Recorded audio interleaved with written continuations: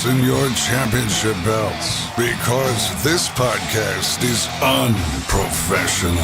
Welcome to your weekly home for wrestling reviews, discussion, predictions, and more. This is Unprofessional Wrestling. Here are your hosts, Schwartz, George, and Travis.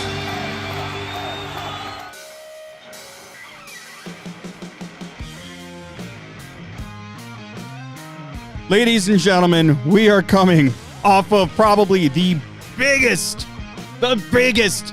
heel turn in all of professional wrestling.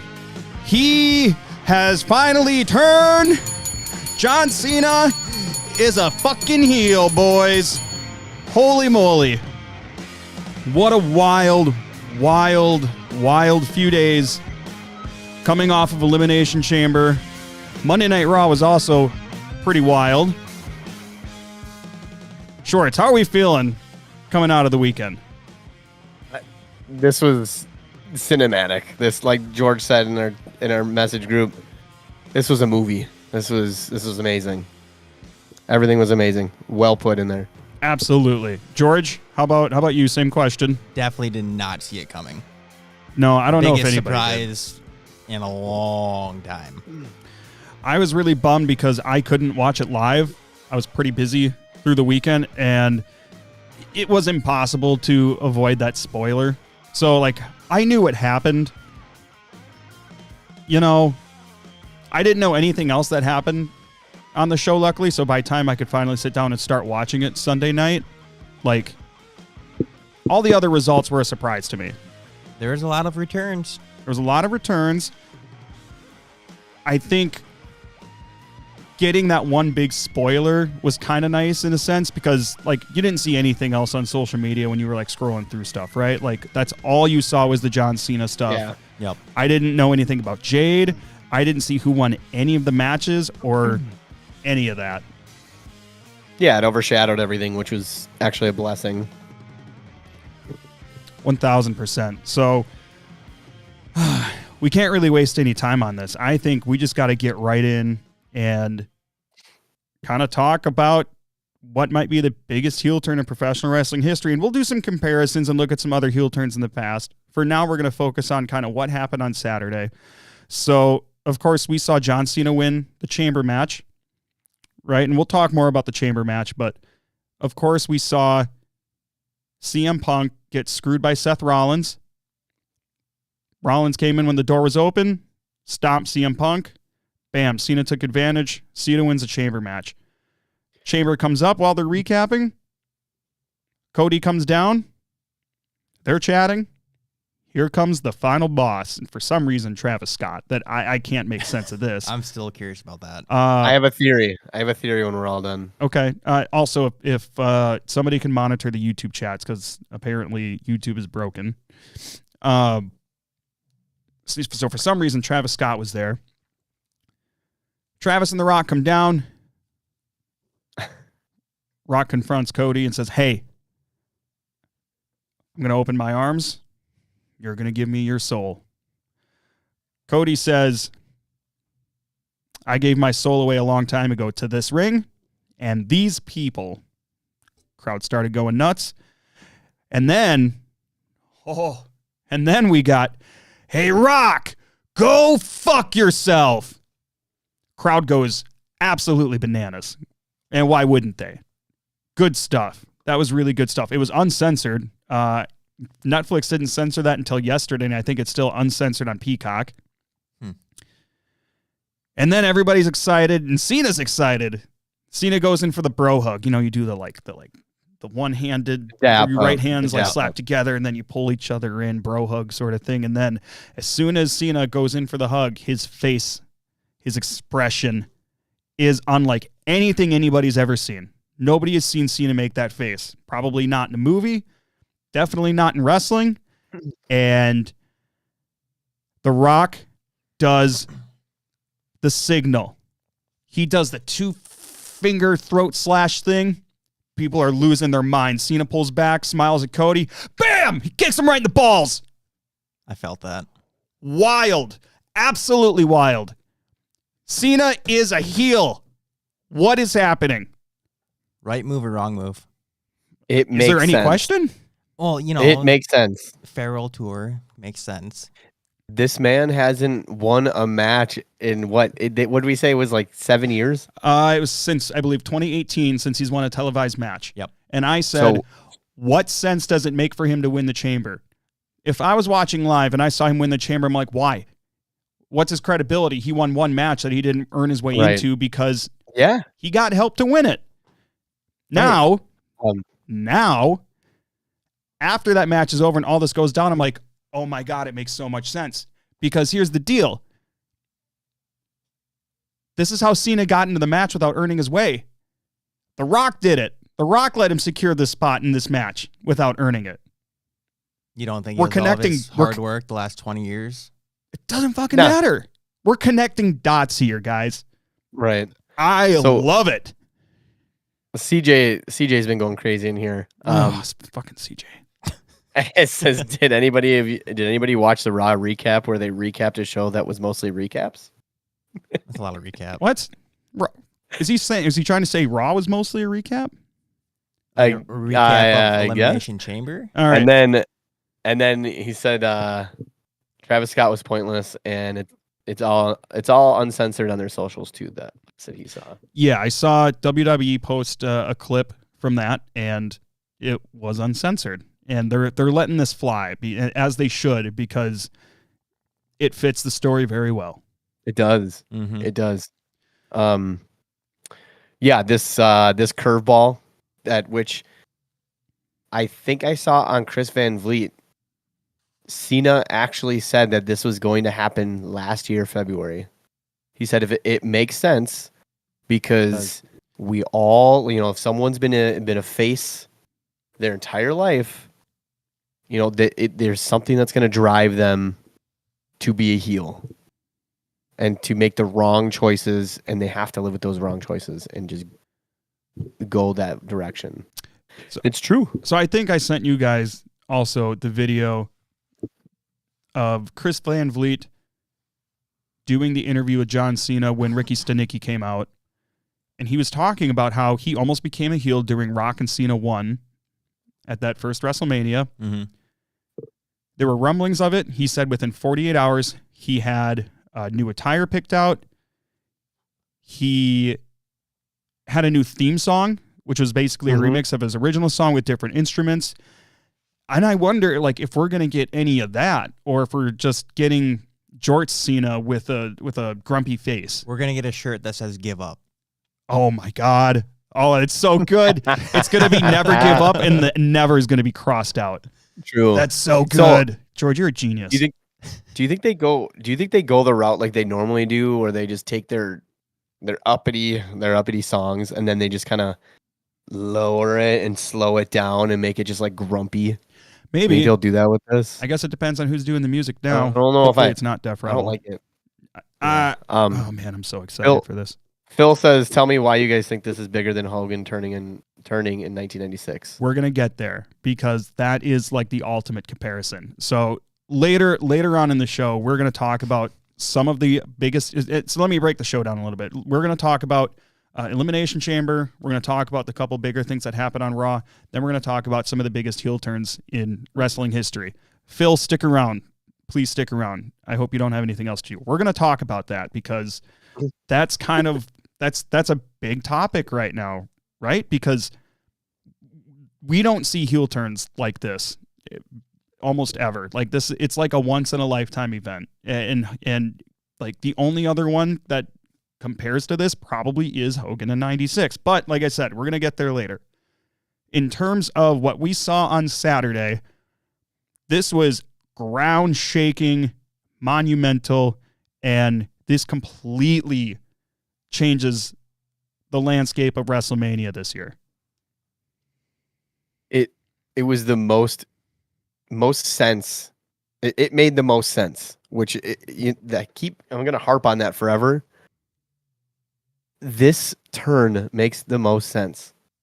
Like this is the last. Like I think CJ was saying it before. It's just like the last farewell tour. He needs to grasp at anything that's in front of him it needs to make he needs to make an impact to get this last title run. Mm-hmm. So it just all came together, and I love that there wasn't like a why are we doing this? This is like, they're reaching for this. This is like, you look back and they basically told you this was going to happen, and it's happening. I wasn't convinced that Cena was going to get that title, but now I'm totally convinced he's going to. And I think he's going to do it at Mania, and I think he's going to do it against Cody. And I think there are a lot of unexpected things that are still going to happen with this. Do you think there's going to be some like switch ups in the match? Like, do you think CM Punk's going to pull his favor out of the hat? Okay, so on that topic, I think that's very possible. I and we'll talk about Raw. I'm just so flabbergasted and excited by this. And you know what? Last year, I was like, before Mania, I was like upset because I'm like, they're doing all these things. They don't make any sense. But they all, in the end, they pulled everything together and everything made sense. Mm-hmm. And yeah, because let's think back a little bit to, I believe it was Bad Blood when The Rock came out. And I think we talked about this a couple weeks ago. The Rock came out, did his 3, 2, 1, did the throat slash.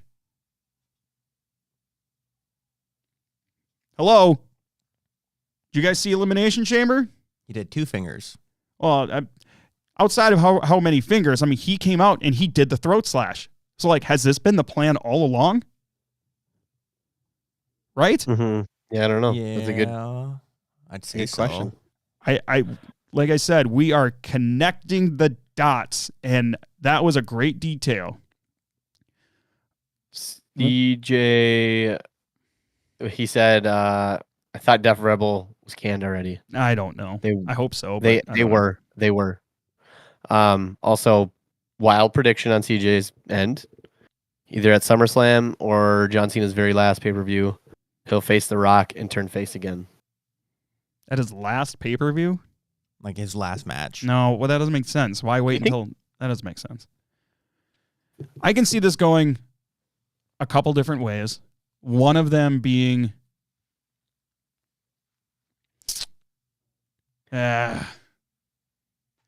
one of them being that Cena doesn't win at Mania, and Cody goes, "What am I doing?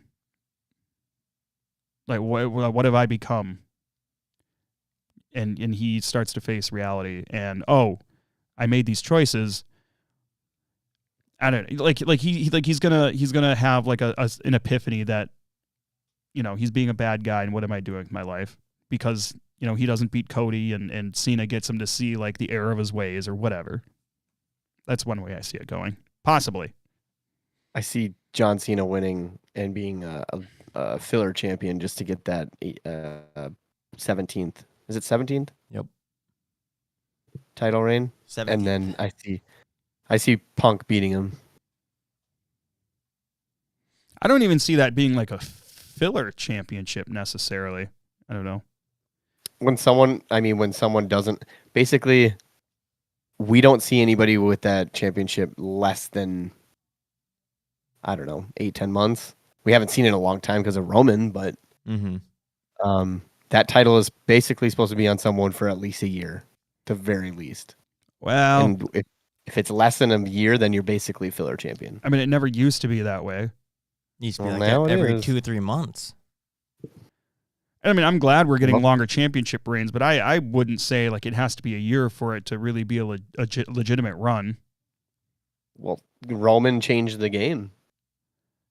I never want to see anybody have the championship that long. That was like, what, 3 years? 4. It was almost 4, yeah. Yeah, it was terrible. So with that being said, I do think that we might see Punk be a part of this.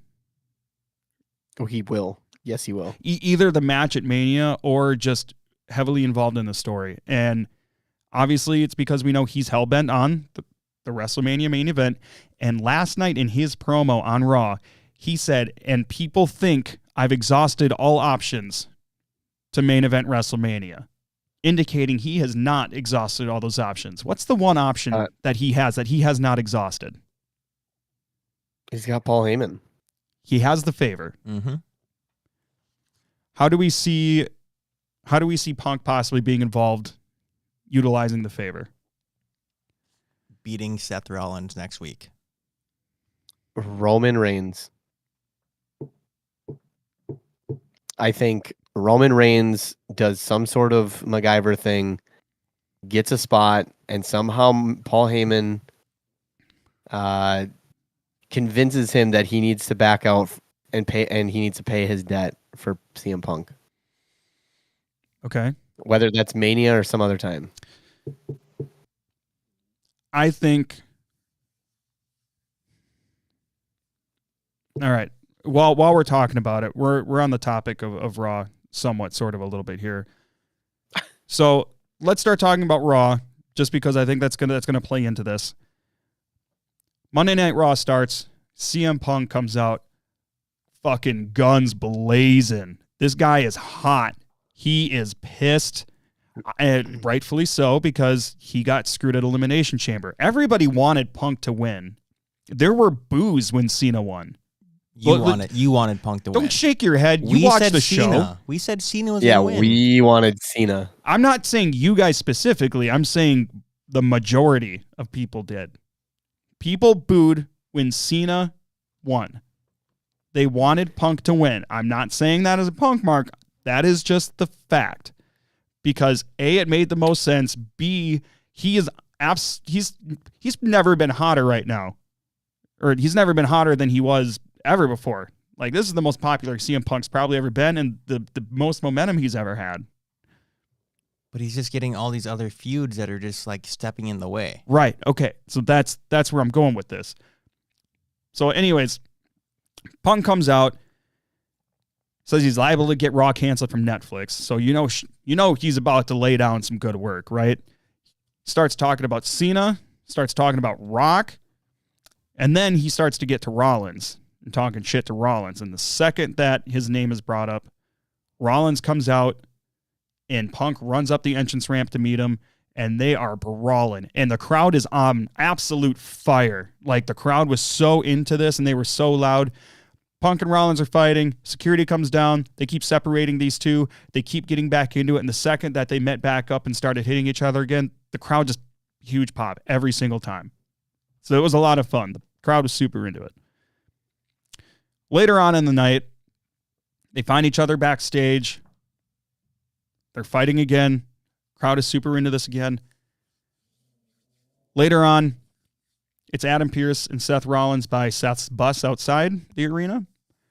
And Adam Pearce basically says, you need to end this. And next week you're going to end this because you guys are going to be in Madison Square Garden in a steel cage. What I think is going to happen out of this is we're going to see Roman. We're going to see Roman come after Seth during this cage match. I think Seth is then going to separate from Punk. They're not going to be feuding anymore. And quite frankly, I don't want to see Punk and Rollins anymore. I already saw it. And I thought that was a fine ending to their feud. That was only one match. Him and Drew had 3. You don't have to have more than one match for it to be a complete feud. Yeah, but if it's... That is the WWE... That's the way that they do it. Yeah, sure. And I get that. But like, for that story, I don't think you need more than one. Like, it seemed to be settled. Largely. But, they keep intercepting and crossing paths, so that's fine. But I think Roman comes out to get his revenge on Seth for Seth stomping him at the Rumble. I think it's setting up a match for Roman and Seth at Mania. And then I think that's going to allow Punk to focus on cashing in on this favor and finding his way into one of the main events at Mania. I like it. That's my prediction. Very... I don't know. I don't know if Punk really even makes sense in the two title matches. Well, after, bringing up John Cena and The Rock last night, and then... He's going to make himself relevant. I'm just saying, in this point, right now, like in a vacuum, He just doesn't make sense. Okay, so why not? The way that I look at this is obviously the story with Punk is getting to the main event. I don't think you can just let him keep saying that for the next year over and over and over again. It's going to get played out. I feel like you have to strike while the iron's hot, and I don't think it gets hotter than what it does right now. But WWE is known for missing those sure. iron strikes. Yeah. No, absolutely. I think whether or not it makes sense and how they get there depends on the favor and how they play that story out. Exactly. That's how it's gonna make it. That's gonna make it make sense. They're not like as is right now. If we just say Punk just all of a sudden gets added in because of the favor, it doesn't really make sense. But it needs to like obviously what do they have? A little over a month. Well, The 19th or something like that of April. So a little over a month. I mean, it's They're almost 2 months at this point still. Mania's They're going to later than have to usual. really make this favor make sense because it's all going to come down to Roman. Like, how is Roman going to come back and do something to help? Yeah, That's and you know really he has to be involved because they're not going to leave Roman off Mania, and obviously, like, there's a built-in story already that they started with him and Seth at Mania. Mm-hmm. So, okay. So as far as this cage match at Madison Square Garden goes, what are you two expecting to happen from this? Because I told you what I think I can see happening. I see it as Punk winning, and that's his way of inserting his way into the main event. Like, hey, like Seth's just gonna go do his own thing now. Sure. Pulls the favor from Paul. Punk hasn't lost anything other than like Rumble and Chamber, really. And he's had beef with Cody before. He's had beef with Cena before. It's kind of like, you got the two old school guys against the new school guy, aka the champion Cody. I'd be fine with one-on-one or a triple threat match, honestly. I knew that Punk was gonna have something different because of this cage match. Because they're just putting it on a Raw, Yeah, but rather than Madison like, Square Garden, man. Well, yeah, that's the significance. But there's not there's no other PLE between now and Mania either. And I know that, and I was fully expecting them to just like push this down the road a couple more weeks, and then just be like, all right, we're finishing this in Mania. But they are immediately saying it's going to be a cage match on Raw, and I don't know. Either they like extend it.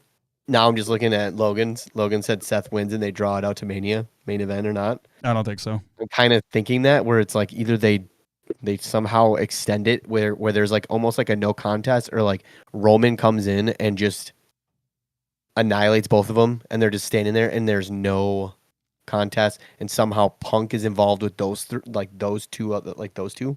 Maybe that's the angle. Again, they're really gonna have to stir something up for that favor because I just see him not in that main event. Tell me if this makes sense. So Roman interferes next week, costs either one of them the match. Night one of WrestleMania, triple threat match, Roman, CM Punk, Seth Rollins. Winner of that gets entered into the main event. No, for night Where 2. does that favor come in though? That's like you have to earn it. I don't know. It could turn into like And I'm not against- I'm not against Well, because you already had your matches where it's like, oh, if you win this, then you're in the main event or whatever, and that's where I don't think that makes sense because that's ultimately that's where the favor comes in. Mm-hmm. So it's like, where else? What else do you use the favor for? Because it's not going to be for anything past Mania, obviously. Logan in the chat says, "Has there ever been a Hell in a Cell at Mania before?" Yes, several. Taker and Triple H, Taker and Shane McMahon. Shawn too, wasn't it? Hmm? Wasn't Taker and Shawn, or is that just two? It was Taker and Shawn Triple was H, the and Shawn was the referee. ref. Yeah, Shawn was the ref. Great match. Yeah. I really like that match. That was the one where they walked each other up the ramp. True. All three of them. I think they can get back to a third Punk Rollins match down the road. They can always go back to that and say, oh, well, Punk has this win and blah, blah, blah. And Seth, can't stand it that he needs another win to feel better, whatever. But it's like, I think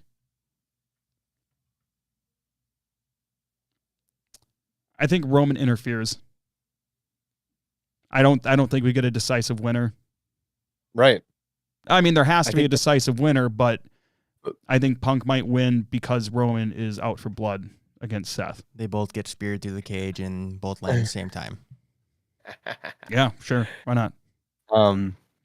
I think I'm almost aligned with you. I just don't think there's a definitive winner, and it ends up creating this issue between all three of them then. And then that goes to Mania. Because now we have 2 nights. What is it, like 5, 6, 7 on each card every night? Yep. They need to start getting these storylines moving. So I could see them pushing the triple threat as like a that could probably even start night 1 or night 2. I mean, yeah, I think what I want to see the most is at night 1. I mean, I think what I want to see the most is Punk, Cena, Cody, triple threat. Because I feel there's so many times in the past where they just slap together a triple threat just to add somebody, but I feel like here, like, it makes sense. I don't think it's quite the same as just random triple threat matches for the sake of having a random triple threat match. Right. Is Larissa watching? I think so. Sup, Larissa? Phil actually said this is actually pretty good. Punk just wants the main event of Mania. It's more important than the title. So yeah, and that's true. Could happen. That's true. I think with 4 world championships in WWE now, I don't think you snub one of the main events for a non-title match. I don't care who's in it. But it's Roman Reigns, Seth Rollins, and CM Punk. I may get a little backlash, but I see that being bigger than Jay and Gunther. I would say any of the women's. Like I could see the Rhea, Bianca, and Io being bigger. But I'm drawing a blank. Who's got the world title? Tiffany females. Stratton. Oh yeah, Tiffany. I could see. She's literally from Prior Lake. Yeah. Oh my God. She lives in your town, dummy. You probably brought her house. You might have. You could have. Remember Did you that say one? Brought or bought? Bought. Remember that one time somebody almost crashed into your house while I was there? Yeah, they still haven't fixed the fence. So. Yeah, I'm not surprised. I want to see how long it goes. Yeah, right. I don't. But anyways, Phil says, and I agree with this. Jay versus Gunther is not on the path to main event. It's not there. I mean, I 1,000% agree. I don't think either of those guys right now are on main event paths, no matter who they're facing. There's not enough heat or momentum behind either of them. I'm sorry. I know like people love Jay right now, but he is not the star that Seth is, that Roman is, that Punk is, that Cody is, any of them. They don't necessarily need to have the main event. They can open the show and be fine. But they're gonna do either one where it's like Jay opens night 1 and then Rhea and Bianca and Io main event night 1. 1,000%. I think what they end up doing this is just a wild guess. Obviously, the Cody match is going to be one of the main events. The other main event is probably, I'm going to guess, Rhea Bianca. And then your opening matches each night, one of them is going to be Jane Gunther. The other is going to be Charlotte Tiffany. Yeah. It's just... When did Rhea get added to this match all of a sudden? We're assuming. Oh, okay. Oh yeah. Duh. Never mind. I forgot. Io won the match. But I think Rhea gets inserted. I think that becomes a triple threat potentially. I don't, because you're not going to leave Rhea out of Mania, obviously. Do we want to go back and talk about the females Elimination Chamber on that fiasco? Yeah. We jumped around a lot, but good talks, boys. Good talks. So, and real quick, Logan says Gunther's IC title reign was far superior than this one. Oh, 1,000%. 1,000%. Not saying he doesn't deserve it. Love the guy, but the push died. I don't know that the push died, but I mean, he's not main eventing any matches right now, and the build-up right now is all on Cody and the women's titles. There really hasn't been much build-up, and I think part of the problem, too, is, Jay wins the Rumble in the middle of January, and there's so much time before that match happens. Like, how do you consistently keep a high amount of excitement on that match for 3 months? You can't. Yeah, you have him going after freaking Tozawa and Otis. Yeah. So, anyways, Elimination Chamber. Let's talk and just go through everything that happened at Elimination Chamber. We've been all over the place. So let's look at this here. The women's Elimination Chamber match started the PLE on Saturday, and what a hell of a start. All of the women come down, they make their entrance. The first two facing off while the other four in the pods are Naomi and Liv Morgan. Right as they're about to lock up, the bell rings. Boom. A storm is coming. Here comes Jade Cargill. She is pissed. And of course, Bianca's in the pod. Well, Jade gets in the ring. She puts her fist up like she's about to go for Liv Morgan, and Bianca's like, yeah, get her. You deserve this, whatever she said. And all of a sudden, bam! She nails Naomi. Absolutely fucking nails her. And just wails on her. She's just going to town, okay? And things are clear. I'm not convinced that Bianca isn't a part of this Jade attack, but clearly, Naomi was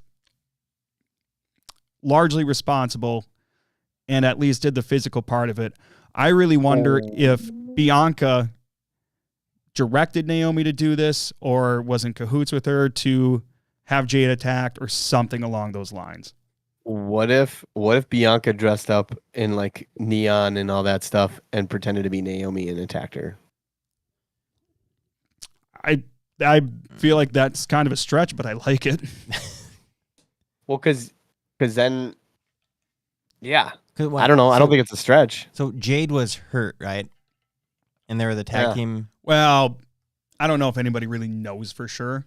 But they were holding the belts, correct? Correct. And then Naomi stepped in and took Jade's place. I feel like Naomi's the one that took out Jade just so she could, be a champion. And it was all under just her doing. Or back to her dressing up like Naomi. And she dresses up like Naomi, attacks her because she doesn't want Jade to get any, her motive is, Jade is not on her level or something like that, something along those lines. And Jade only thinks that she saw Naomi. And then Bianca going, oh, Jade's out for a while. I have someone that can replace her. It's actually Naomi. So then, boom, she has Naomi going to take the blame for what she did. Okay. So she gets beat up. And then she's going to go, I don't know what the heck happened. And then they're going to accuse each other and whatever. I mean, it can go many different ways. Yes. It's WWE. They're the most creative minds. There is no doubt in my mind that it was either Naomi or Bianca. And obviously the Raquel Liv footage thing they did was just to try to throw the scent off. Like I thought that was obvious. Yeah. Did you see that? Did you see what Liv was saying when Jade walked up to her? No. It wasn't me, or something along those lines. Yeah, it wasn't me. You don't understand. It wasn't me, or something. Yeah, along those lines. Well, of course she would say that, even if it was her, because she's a heel. But I think there was one other thing she said too that was like, "Ooh." Mm-hmm. I don't know. I didn't catch it. Logan, figure that out and tell us. Yeah. So, anyways, Naomi is all of a sudden no longer a part of the Elimination Chamber match because Jade beat the shit out of her and then slammed her head in the door, which was awesome. And Bianca's reactions to everything going on while in the pod were Priceless. awesome. They released a video Oscar-worthy. of Bianca today from like the camera that was in the pod, like, and showed her reaction to the whole thing. Do you guys feel like someone should have been added to the match after Naomi got hauled away? No, I didn't think that would be necessary. I was honestly waiting for Becky Lynch. No, because I Like, don't think as I don't think you have her walking in. return just to lose the chamber. She True. probably would have won the chamber. He who shall not be named booking. Yeah, no. That just, what that reminds me of was SummerSlam a couple years ago when all of a sudden she returned out of nowhere and just took the title off of Bianca in like 30 seconds. It was awful. I hated that. I thought that was that made me dislike Becca. It was off Becky. Carmella. She's She apparently a free threw- agent right now. Well, not free agent, but she's no longer under contract Yeah. with WWE apparently. Anyways, that's a side note. Yeah, I don't know. I would have hated that. Absolutely hated that. Not that I don't want to see Becky, but don't book her like they did at SummerSlam that one year because that's not something you do to a babyface. You don't put him in that position. So, yeah. She's gone, and then Liv just kind of walks around, Mm-hmm. just being like, whatever, right? Or Yeah, is there, waiting no, for it's somebody not to come out of the pod next. Yeah. But who came out next? Was it Roxanne? I don't recall It was who. Bianca. No. Oh, it was Bianca. Yes, it was, because they went to shut the door, and she went to run over to try to help Naomi, but Oh. they just shut the Yeah, door. that's right. That's right. Correct. That was very, very well done. Roxanne Perez was next, Yeah. and then Ooh. Bailey came out, and of course Bailey and Perez are feuding right now. Did you see the correlation between Punk's and Roxanne's gear? Yeah, Becky Lynch, of course, pointed that out. Yeah. Someone get his man's. Alexa Bliss was the last one that came out. I think I predicted largely. No, I said Bailey. yeah, Shorts. I know you said that.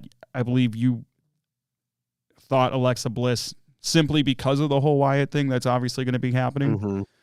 But obviously, we got Bianca winning, which is fine. I don't have an issue with it. I think I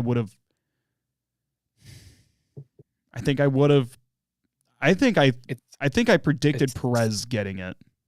You did, and I think it's a safe route with having Bianca win, because she's never won, so this is another notch on her belt. But also, you can have a really good match in a feud leading up to Mania with her. Yeah, I don't disagree. So we got Bianca winning and facing, Io Sky now after last night. And then we had Tiffany Stratton, Trish Stratus defeating Nia Jax and Candice LeRae. Fun match, good performances, but Tiffany Stratton, Trish Stratus won, and there's not much else to really say about that, I guess. And now they need to focus on building heat behind the Tiffany and Charlotte match. Which, where the hell is that? Like, I understand that they have to finish up the Nia feud, but did they really need to bring it all the way to Elimination Chamber? I think it was just a good way to get Trish in there, Hometown hero. which I'm totally fine with, and it was Mhm. a fun match, and whatever. I don't have any Right. issues with that match happening. There's enough time between now and Mania to try to put more behind Tiffany and Charlotte, and they will. But next was the unsanctioned match between Kevin Owens and Sami Zayn. Nobody came out in hockey jerseys like we thought I might know, happen. I was upset. But there was a hockey fucking stick. There was a hockey stick, Mhm. and they did what I hoped they would do. And I think I said this last week. The referee did not have WWE logo on their shirt. I believe they had all the video boards turned off and all the lighting was turned down. And Yeah, that's it was exactly exactly what how I you wanted. I thought that was done very well. The only exception being the refs coming down to try to assist with the regular ref shirts on, which is fine. I understand. But if it's an unsanctioned match, don't even have a ref at all, honestly. Just let somebody, I don't know, kill their opponent and then just walk away on their own without a count. I don't know. Because it's not about a match. It's about a fight. But I'm just picking it apart. That's, It was a very good match. Very good. A lot of tables like that. A lot of chairs. Oh, we haven't seen a double table stack probably in a while either. So that was cool. And supposedly the barbed wire chair was not gimmicked. Apparently that was as legit as it gets. Hell yeah. It looked gimmicked. I know. I thought so too, but I saw whatever report that came out that said otherwise. And, it was at the request of the talent. And, with those two, I could see them wanting it to be as real as it possibly can be. And I think I think that's a good way to respect the story between them, is for it to be as legit as it possibly can be. It was very entertaining. Do you see this being the final chapter of this, or do you think this kind of gets milked out to Mania at all? Well, you see that at all? I don't know. I'm surprised we didn't get a package pile driver. But anyways, We almost did. So Owens wins the match, and he keeps wailing on Sammy. He gives 2 power bombs onto the apron, which, is like one of Kevin's most devastating moves going back to NXT. And then he pulls the pad off the concrete floor, and it appears he is going to package pile drive Sammy right onto the concrete. As that happens, Randy Orton comes out. He makes his return, which I think is basically what we expected to happen, but I think that's the appropriate timing. And they fight or whatever. Randy is in the ring with Owens, and he is gearing up to punt Owens in the head. Owens is on all fours. Randy's on the opposite side of the ring, and right as he's about to run out, everybody just suddenly gets in the ring and stops him. For the first time ever. Right? Yeah. Oh, now they decided to do their job. Diving in there. Man, so that was good. I think we're probably getting, Orton KO at Mania or sooner. Otherwise, I guess I don't really know where they fit in if it's not that. And other than that, of course, we had the men's Elimination Chamber match, which we discussed already. Another entertaining match. Did you see Cena say "I'm sorry" to Punk when he was putting the STF on him? No. I didn't. Right after Seth. Like, did it look like it was supposed to be like obvious that he did it? I assume. Yeah, it is. he mouthed it, kind of like Shawn Michaels to Ric Flair. Yeah, I'm sorry. I love you. Yeah. Bam. Sweet chin music. Bitch. But also too, I was kind of like looking. I noticed that. I don't know if this has been done. I don't know if this has ever been looked at before. Has Punk ever tapped out to Cena before? Because it almost seemed like clean. Because it almost seemed suspicious that he had to get stomped and then never tapped. He got just kind of, it was a TKO essentially. I'm like wondering if they're protecting Punk on that. I think that was more or less like he didn't want to lose the hard way, so he was just going to fall asleep. Right. And I don't know. He probably has lost to that submission. It's just more of, or clean. It's just more of, I didn't know. It seemed like they, They protected him on that. But I don't know. I saw the I'm sorry, and I was like, I don't know if that should have been said, like caught, because just at the tip of the TV, just all you saw was like Cena's mouth, and he just like, I'm sorry. Obviously, like, we had to start the show talking about the Cena heel turn and everything instead of going in order and doing it now, because like you can't really wait for that. But overall, Cena winning the heel turn. How do we feel about it going into Mania? He's got 3 showings within the next couple weeks. Cena does. What do you mean? Like, he's going to be on TV at some point for like 3 weeks in a row, right? I mean, he has to be. What do you mean 3 weeks in a row? I think it's going to be more than 3. I think it has to be more than 3. I saw something the other day, but he has to be at SmackDown this week. He has to be. Mm-hmm. Either him or Rock. Ooh. No, I think it'll Cena, just be Cody. Honestly, they could get away with it. I think they need to Cody. advertise ahead of time. Hey, Cena's going to be here to explain himself, or Cena doesn't talk at all, and The Rock explains it. Well, that's what he did in his press conference. He just dropped the mic. No, he didn't say shit. He came out in the press conference. He sat down. He took the microphone out of its stand for some reason, and he mic dropped. Like, I don't know why. I thought that was kind of honestly weird. But I like that he sat down, didn't say anything, and walked off. He's getting used to it still. He hasn't done this in a long time. Ever. Well, not ever. The time he slapped Stephanie McMahon's butt, I think he was still heel, or I think he was heel. Well, nowadays that's a heel move. Maybe not as much then.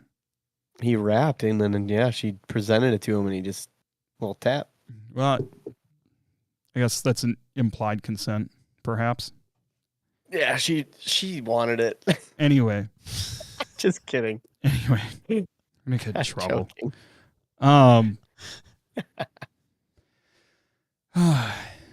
Excited to see where this goes. There is also no doubt in my mind this is going to be some really good shit.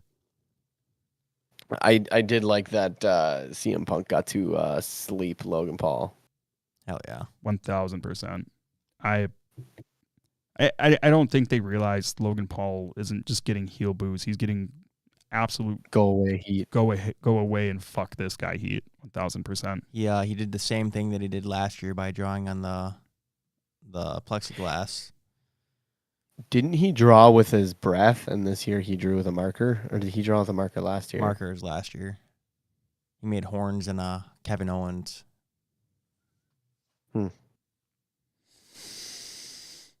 Gotcha. Yeah, so that was Elimination Chamber. The more, I mean, as far as the more notable things that happened on Raw, I mean, there were 3 title matches on Raw. Yeah. So we saw the tag titles be defended. It was War Raiders defeating American Made in the title match, which was a great match. Great match. I liked it. I thought that was a very good match. A couple new movesets from the boys on American Made. Shows that they're big dudes and they're agile. Shows that they can hang with any tag team, and I think they're there to stay. They were pretty close a few times to winning. Yeah, so good stuff. I think, I know American Made loses a lot, but I mean, they are heels. That's fine. I do think once eventually there's a transition and they become baby faces, I think they're going to do very well, especially with Chad Gable. Outside of the tag title match, we also had Lyra Valkyria defeating Ivy Nile and retaining the Women's Intercontinental Championship. So we're starting to see the IC title be integrated and put on the show more and featured more, and now we're trying to get a little bit of story behind it. Mm-hmm. So that's nice to see. Yeah, and I guess staying on the tag team division, I did see that Penta's brother is fully released. Correct. As of yesterday, Ray Phoenix is no longer on the AEW roster page. There is no doubt in my mind he's coming to WWE. Like now they could set something up leading to him maybe debuting at Mania or before, so that they could have some kind of big tag team turmoil match of some sort on Mania. I don't know, just to show him off. I don't think he debuts at Mania. I do think for now, though, they need to keep Penta on his own. So I don't know if you have Ray just come in as a singles and they join up later or what. Because, I mean, they're doing a good job of establishing Penta as a really strong mid-card contender right now, and they're only going to build on it. I think you maybe do the same thing with Ray Phoenix on SmackDown, perhaps, because it'd be a lot of fun to have him in the mid-card title mix over there. Or this is the guy that Chad Gable went to go find. Oh, that's good. Could be, You son of a bitch. Sometimes you're smart. Sometimes. yeah. And then he's actually the Penta's. He's like Chad Gable's little like pit bull of some sort besides Ivy Nile. Oh my God, that's so good. That's so good. That's so good. That's what needs to happen. So, anyways, Lila Valkyria wins that match. So that's 2 of our 3 title matches we had on Raw. And then the main event was Rhea. What? Are you yawning or are you flabbergasted by something? I saw something about Travis Scott, but we'll talk about it after. Well, outside of his murderous concert, what was it? Well, was it about the injury? What he did to Cody. Yeah, so apparently he slapped Cody so hard that he injured Cody. Jesus. He ruptured his eardrum and gave him a black eye from the hit from Travis Scott. That's craziness. Wow. Allegedly from Dave Meltzer. Never mind the fact that there was no reason to have Travis Scott in there to begin with. It was just weird and awkward. Do you want me to quick say someone had a little bit different theory, but I am twisting it a little bit. Okay, yeah. So it's going to be at some point. I don't know if it's going to be Mania. It's just going to be somewhere maybe leading up. Maybe it's Backlash after. I don't know, because they like to do the Backlash after Mania. What if it's Rock and Cena and Travis Scott team up against Cody Rhodes? I don't think it's gonna, so you're trying to go off of people that would go against each other. So Cody Rhodes and Cena right now. That's those are the ops, the 2 opposites right now. I don't know if this will ever happen, but Rock, Stone Cold. I don't know if that could be intertwined with someone else. Travis Scott. Stop it. Stop right there. Bad Bunny. Stop it. I hate this. Absolutely. It'd be a 3-on-3. Stop. It'd be a 6-man tag. Stop. This could work. No. Travis Scott is too much into this. No. Too much into it. No. Yes. No. He's involved in a lot of stuff. I need a beer. Y'all are too much. Stop. This could happen. Stop. This is awful. That's Nope. No. That's all I got to say is no. Just because you don't want it. Wait, Travis, did you come doesn't up mean with it's this or not. did you see this somewhere? I saw a little bit different where like trying to get Travis Scott in there, but it was like, how would it all make sense? And it just makes sense. No. Okay. That does not make sense. Yeah. I mean, you don't Logan have to have agrees. Stone Cold Steve Austin. Logan says 0% chance. Watch. I'm gonna laugh It so comes hard when true. something like that happens. Yeah. I'm saying it may not be Stone Cold Steve Austin, but it'd be someone that's like opposition of. What if it's Triple H? What if he's like, hey, I gotta help Cody out. I gotta help him out. Every show needs a conspiracy theorist. Good to have you, Shores. Good to have you. I'm gonna hold that there, and I'm gonna make sure I'm gonna come back to this day. You know, I'm well, you won't, but I'm just happy that CJ agrees with me because CJ never agrees with me about anything. So thank you, CJ. Love you. Anyways, getting back to the main event. Were you done, or do you have any other ridiculous things to say? Oh, that was it. That was it. I didn't really want to say it then, but sure. What are you doing? Let's get to the main event. Logan says take or maybe. That's wrong. Anyway, God, you guys are killing me. I mean, Taker did come in and help Cody. Stop it. It's definitely not going to be CM Punk. We know that. Anyways, back to the main event of Raw. We had Rhea Ripley against Io Sky for the Women's World Championship, and at some point in the match here, by the way, Bianca's at ringside watching this match. Why wouldn't she? Because the winner of this match is going to be facing her at WrestleMania, in theory. Bianca is mildly cheering for Io Sky during this match. She's not getting involved. She's not getting in Rhea's way or anything like that. Bianca is just cheering for her friend Io, and in an oddly not babyface move, Rhea gets annoyed by this, gets out of the ring, confronts Bianca. What the hell are you doing? She shoves Bianca. Bianca shoves back. Rhea shoves her again. Bianca falls, and not too long after, Io takes advantage of this, pins Rhea. Io is now the Women's World Champion. Shouldn't have Io been disqualified because of the outside interference? So, a theory. So, I guess technically, sure. But I think this was something where they used referee discretion, because here's the whole thing. I think Rhea made the first shove. Yep. And the referee's like, okay, well, I'll let Bianca get her shove. And then that happened. The ref was quick to be like, get in the ring. Like, this is done. Like, go focus on the match now. And Io took advantage and won. I would absolutely be on board with the disqualification thing if Rhea wasn't the first one to shove. I think that's going to get brought up within the next couple weeks. I don't think it will. We'll come back to it. I don't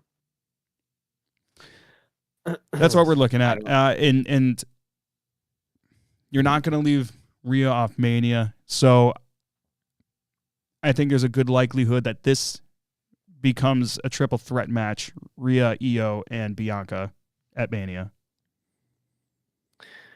Yeah, this is almost like the AJ Styles win or loss when he had the title. Did he win or did he lose it? Which title are we talking about? I don't remember what you're talking about. Wasn't it to Jinder, or he did it right before? Didn't he do it right before Mania when he won one of his titles? I remember AJ winning it from Jinder on a SmackDown, but I couldn't. Yeah, it was like I thought that was before Mania. I can't remember when like, that would have been. I have no idea. I think it was a couple weeks before Mania, because I think it was like Daniel Bryan was supposed to wrestle for it, and then I don't know. I'm not changed sure. it up. Well, so we got a good idea of how things could potentially shape up for Mania. So there's still a lot of unanswered questions here, but we got through Elimination Chamber, and there's definitely a direction that things are going in. A lot of question marks, but we're getting an idea of what the ride to Mania is going to look like. With that being said, we talked about John Cena turning heel. I don't know if Phil is still here. Phil, let me know if you are still here, because I want you to answer the question that you asked us earlier. Let's talk about some of the other biggest heel turns in all of wrestling, past and present. And there are a lot of major heel turns. What are some big heel turns, other than the obvious one that was discussed earlier? What are some of the other biggest heel turns in the history of wrestling that stick out in your minds? Seth and the Shield. Seth and the Shield is a big one. I think that is one of the biggest ones that I can think of. Now, Or let me ask you this: why do you think that's one of the biggest ones? They're one of like because it was better never factions around at the time, and then all of a sudden it was just like, hey, you know what? We want you, and he just turns on his best friends of how many years. and it was not, nobody could see that turn happening. Agreed. I'll give you my take on why I think that's one of the biggest ones. Mm-hmm. Seth turning on the Shield is what created the Roman Reigns that we have now. That's what created the bloodline. That's what created this almost 4-year title run. And I think it was Punk or somebody else who mentioned it. Like, you did that. Like, you think I'm a bad guy, but look at what you did.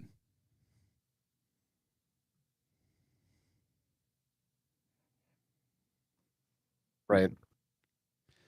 What do you got, Shorts? What's a big heel turn that sticks out in your mind? I don't know if it's a heel turn. Maybe it's not. I don't know. I don't remember what they were for. But what about, maybe it might be an anti-heel turn. What about the Evolution thumbs down? That's pretty good. Triple H to Batista, was it? It was Triple H. Yeah, Randy Orton. Oh, yeah. You guys know who he won that title from? We don't want to have to talk about that one. It's similar to what The Rock does. What are you talking about? Never mind. Do you know the person he's talking about, Trav? No. Who did Randy Orton win his first world title from? SummerSlam 2004. His best friend won the undisputed title that day. Oh, Benoit. There it is. Jesus. Oh. Old man Larry Phil in the chat says Larry Zbyszko turning on Bruno. I mean, I know who they are. I'm not familiar with that in particular. Let's see. I will add the Festival of Friendship. Jericho turning on Kevin Owens, and what was one of the best segments in Raw history, without a doubt. Honestly. Wait, It's made the why list. is my name on this list? I think it's because everybody felt sad that happened. Of course they did. That's why it was as great as it was. The Festival of Friendship will go down in history, and unfortunately, that was one of the best stories in that era, and the match that happened at Mania did not live up to the story that was told. Nope. A lot of people saying the Hogan turn. Yeah, so before that, I guess another really big one. I don't know that it's necessarily on the same magnitude because we weren't around for this. But Vince convincing, I'm sorry. So long, everybody. Thou who shall not be named, convincing Andre to return to wrestling as a heel so that Hogan had the ultimate bad guy to push him into the next stratosphere as the biggest babyface of all time up to that point. That was major. That was huge.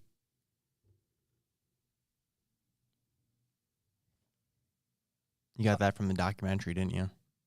Phil, I mean, I mean, it was in a documentary, sure, but that's just the case. I'll give another one out there. I'll give you another one. Or do you guys have any others? Logan. New Day.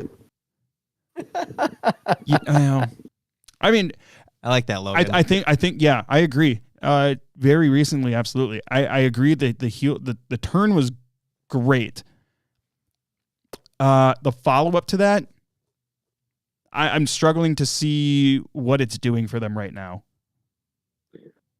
I think they're They're not too bad. I think that they just need a little bit more time They've been around, but they haven't really for the heel done part, anything. They haven't carried the heat that they got that night when they turned on Big E. though. Right. Phil also says that Hogan is bigger because he systematically changed the entire industry. He thinks Cena turning will not change the industry. It'll just make the next several months interesting. Okay, so in your guys' opinions, so let's talk about Hogan being the third man in '96 and going to WCW. What do you guys feel is bigger as a heel turn? Do you feel that was bigger, or do you think Cena was bigger? Do we think that Cena turns on the fans? What do you mean? He just did. I know, not like. How can I put this? I think theoretically he turned on the fans. He hasn't done anything yet. Okay. Well, I mean, just kicking the champion in the balls is turning on the fans. I don't understand. Like being a heel is being against the fans. You got me there. But when we finally see, like, how Hogan, or he was Hollywood Hogan and all that, he just straight up was just like, fuck you, fuck you, fuck you. So, I want to see John Cena. I want him to, like, he probably won't assault anybody, but like shove a guy in the face or something like that, or just like, I don't know, just rip some shit up. And if he will truly do that, I could see that being a true, like screw the fans moment. So what are you saying is bigger? I think we need more time with John Cena, but Mm-hmm. they both have similar aspects, because I don't really know if you can count John Cena's first initial run in the WWE with the whole thugonomics, because that was like one of those bad boy things. He wasn't really always a heel. It was more of like whatever. I don't know. Maybe he was a heel, but he's been a face for what, 15 plus years, like the biggest baby face ever, and you would never expect him to turn. Kind of like Hogan. Correct.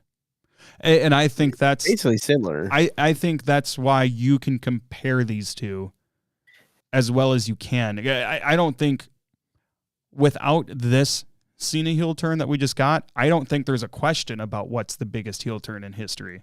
Like, it's Hogan 1,000%. But now there you can have a conversation around, oh, well, I mean, Cena's heel turn's pretty massive too. I mean, you don't have that conversation before Saturday. So is he getting? Do you guys think he's gonna get rid of the colorful shirts and everything? Yeah, just go like a I hope we see a completely different Cena. Hollywood. We see Cena. gray, it's like a dark gray. I hope we see the bald spot get bigger. Because now that he's a heel, how great is it that he has a bald spot, right? I don't know if I like it. I love it. I think he does his hair in a way that it highlights the bald spot. No more comb overs. I think Pat told him, like, why doesn't he get a haircut because of that bald spot or Right. something? Or Yeah, there was something along those lines. George. What? Hogan 96 or Cena 2025? What's bigger to you and why? Like Short said, just give Cena more time. Okay, Yeah. but like with where we're at right now, I would say Cena. why?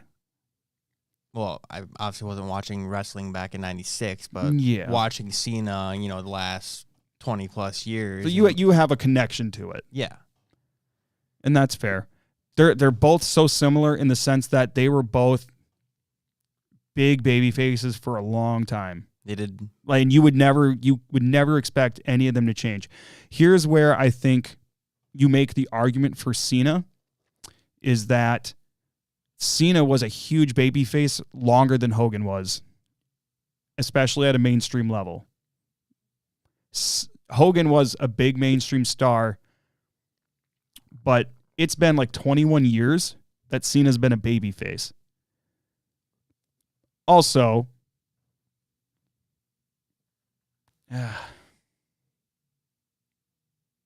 I guess. Oh, so my answer is I agree that Hogan's is probably bigger. And Phil in the comments is making the point of, well, Hogan's heel turn like systematically changed the course of wrestling forever. Like wrestling might not be what it is today if it wasn't for that. I agree wholeheartedly. I do think that a lot of people might feel more impacted or more, they have more investment into Cena's heel turn for the reasons that I mentioned.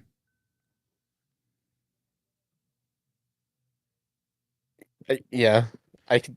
And he also makes another good point, and I mean, we talked about this. I agree 1,000% with Phil again. Let's not forget, he says, let's not forget Rock having several campy promos in January that basically washed whatever happened last year away. It wasn't until 2 weeks ago we got back on track. 1,000%. Yeah, of course. And I question that as well. And there wasn't really anything to explain. Oh, well, he was just trying to throw us off his scent of pulling this bullshit. He was being a corporate stooge and, you know, thanks for the $1 billion from Moana 2 and suck my dick and, blah, blah, you know. So, I don't know. I think also too, yeah. Phil, shut up. Hogan, I don't want Travis Scott in the wrestling ring. He's a piece of shit. Nobody wants to see it. Yeah, after it was he just did that so to Cody. awkward and pointless to have him out there at Chamber. What is he doing there? Like, He was living his best life. okay, sure, just fucking having 18,000 sips of probably Zoa energy drink and carrying around a fake title. Yeah, it was great. He was Made a lot of also sense. smoking out there. Yeah, too. he was, you know. I'm pretty sure he was Okay. like surrounding himself in blunt. sage because he heard fuck, which was actually No, that was- funny. Wasn't Sage. Pretty sure he was weed. Was that, But even if it was, like, Was it that looked good, like he good? was doing the like hippie holistic, like, oh, sage, you know. Yeah. Also, I saw there was. I don't know if you guys saw it, but there was a point where Travis Scott was actually like in Cody's face, and John Cena was trying to put him in the STF, and Travis Scott was like trying to bring Cody's neck up, and John Cena had to like shove his head down because Travis Scott was pulling him up. Mhm. It's just like, I noticed leave that alone. too. I don't know. Didn't make sense. So, But I think. Sorry. I just want to say, if Hogan wouldn't have turned, I don't know how much WCW would have lasted, because it would have just been stale. They would have just drug out that outsiders gimmick the whole time, Potentially, yeah. and who knows how like what NWO could have been. Mm-hmm.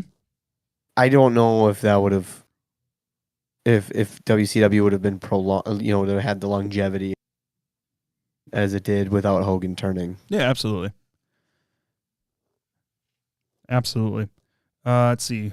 Phil says, we'll look back at this year's from now where Cena shocked everyone for several months and random rappers standing there. What's the impact? Yeah, exactly. It meant nothing in the grand scheme of things. That to me just comes across as Rock doing what The Rock wants to do. So when Hogan turned, didn't everyone want to go to WCW? I think people were wanting to go to WCW before that, but I think it was around that, like when Hogan. Yeah. Maybe, I don't know, because I know the whole thing was, I remember watching that it was the creative control, and that's what everybody wanted, was creative control, and they were trying to get that, and I don't think a lot of people could get it because Hogan and Nash and those guys had it. Back to Travis Scott. Phil says, ask any middle schooler if they heard about Travis Scott in the wrestling ring. There's your answer. Yes, I get that. I understand the reasoning behind it, but you have to make it make sense, and it didn't. And you can have both. I'm fine with him being there, but make it make sense. You know, you got to connect all the dots, not just do it selectively. They all need to be connected. Phil also says, without Hogan's turn, we may never see the Attitude Era. Yeah, we probably wouldn't have. Yeah, I mean, without Hogan and the NWO, 1,000%. The Attitude Era was a direct response from Thou Who Shall Not Be Named to actually give a fuck and try to improve the product because he could see the tides changing.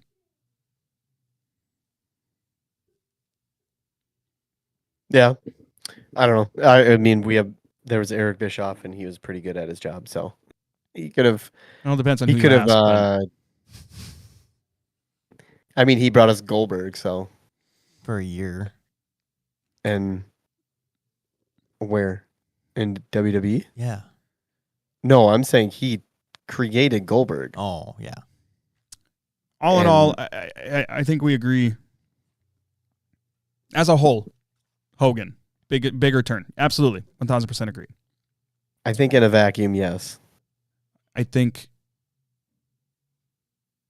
but I do think this is the closest we've probably ever come to the discussion of, does this beat it? Yeah. 1,000%. Yeah. Other notable heel turns. Mark Henry in the salmon jacket. I'm going to retire. Cena comes out. Just kidding. And fucks Cena. Absolutely fucks him. And I think that was where we started the Hall of Pain run. It was. Other ones that I have that kind of came to mind here. Shawn Michaels. Oh, wait. Did I already talk about the Rockers? Yeah? No. No. Oh, No. well, Shawn Michaels turning on Marty Jannetty, putting him through the barbershop window. So there goes the Rockers. Stone Cold turning at WrestleMania X7 against The Rock and joining forces with Vince McMahon. Mr. McMahon. Not Vince McMahon, Mr. McMahon. There's a difference. One's a character, one's a piece of shit. Well, they're both pieces of shit. Well, he said he's the character. Huh? He says he's the character, though. Right. That was pretty wild, and the follow-up was done poorly, and it could have been pretty cool, but, you know, it's nobody wants to hate Austin. I don't think anyone ever did hate Austin. Yeah, and I They appreciate tried, but I appreciate where they're going What? with it, and I appreciate that. Why what? what? What? Oh, what? I don't have that on the What? soundboard. Damn! That's probably the closest thing I got to that. Sorry. What? Yeah!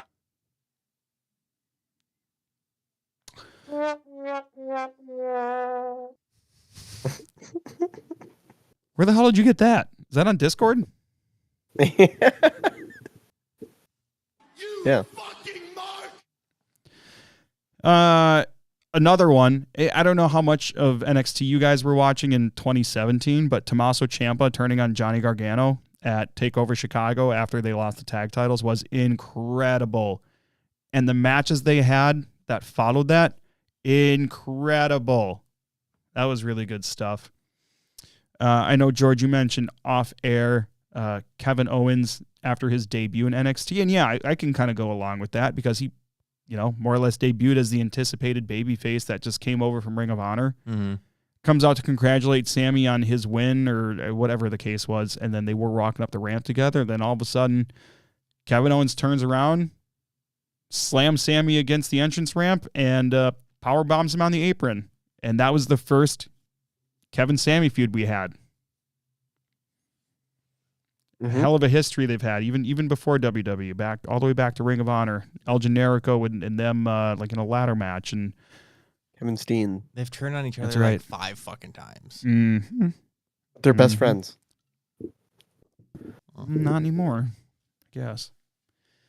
Any other big heel turns that we can think of?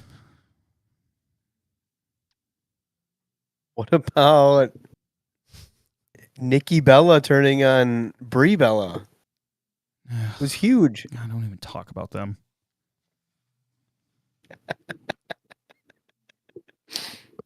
Stupid idiot!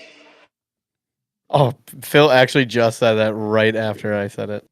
That's hilarious. It's very funny. No, I don't think there's any notable. Anybody out in the comments land? Phil, CJ Logan, the people that have been active in the chat so far, which, by the way, we've had like the most consistent number of viewers through an episode we've ever had. We also have gained quite a few subscribers in the last week. and quite a few more views. So it seems like the strategy that we're trying to slowly work into to, release videos, standalone videos that come out of this seems to be doing something for us. And we've had a lot of people check out the Perry Von Vicious interview from last week. So just want to say thank you very much to everybody for that.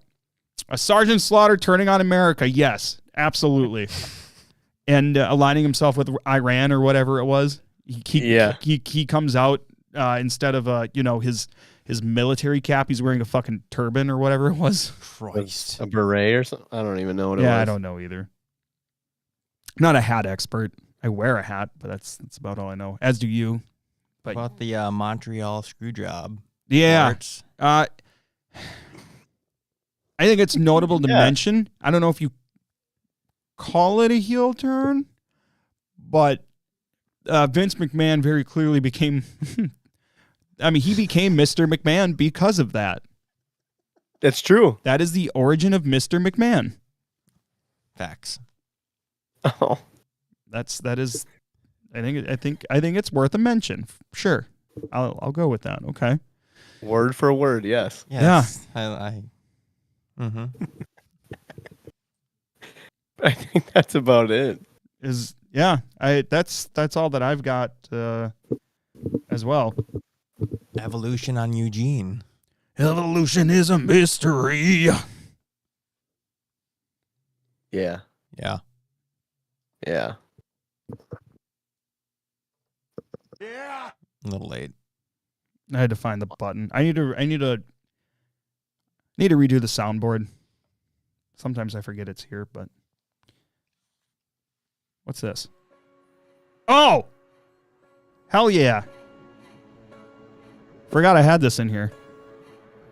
It was from an episode we did quite a while. It might be the whole song. You know what? We're gonna use this as the outro song today. Just for today, because it's already here.